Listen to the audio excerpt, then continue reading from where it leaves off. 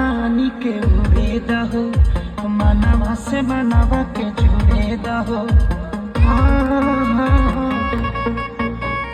छीटा जवानी के उड़े दहो, मनवा से मनवा के जुड़े दहो।